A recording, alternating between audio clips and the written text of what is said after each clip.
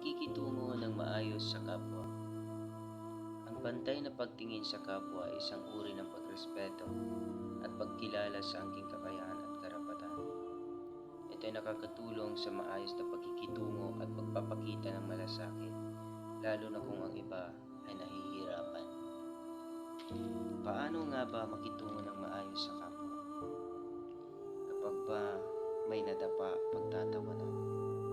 Kapag ba may nahihirapan at humihingi ng tulong, magbibingi-bingihan? O kaya ay dahil sa tingin mo mas nakakaangat ka, kaya di mo na kailangan ang respeto ng iba? Nakakalungkot man isipin pero marami sa atin ang may ganyang pag-uugali na nagiging masaya ka dahil bumagsak ang iba. Imbis na tulungan ang taong nangangailangan ng tulong, ay mas itulak mo pa siya para mas malugmok siya. Hindi mo tinatanggap at pinapakinggan ng iba kasi mas nakakaangat ka.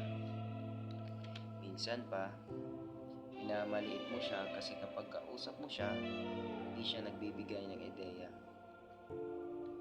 Ang tamang pakikitungo sa kapwa ay kapag may nadapa o bumagsak, tulungan mo siyang tumayo.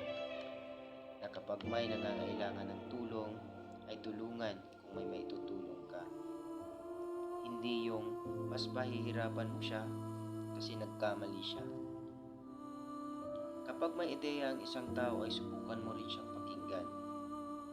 Kasi baka naman may aral ka ring mapupulot mula sa kanya. At huwag mong maliitin ang ibang tao kasi di mo naririnig ang mga ideya niya. Subukan mo rin sanang isipin na baka di ka niya kinokontra kasi ayaw niyang ma-offend ka. Lagi nating tandaan na mahirap ka man o mayaman, mababa o mataas man ang posisyon mo, pareho lang tayo ng patutunguhan. Sa lupa ka nang galing, sa lupa ka rin babalik.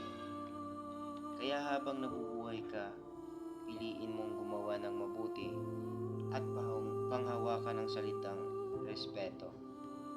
Hindi lang para uunlad ang pamilya mo, ang bansa mo, o ang buong mundo, kundi dahil yun ang kagustuhan ng tagapaglikha mo, ang Diyos.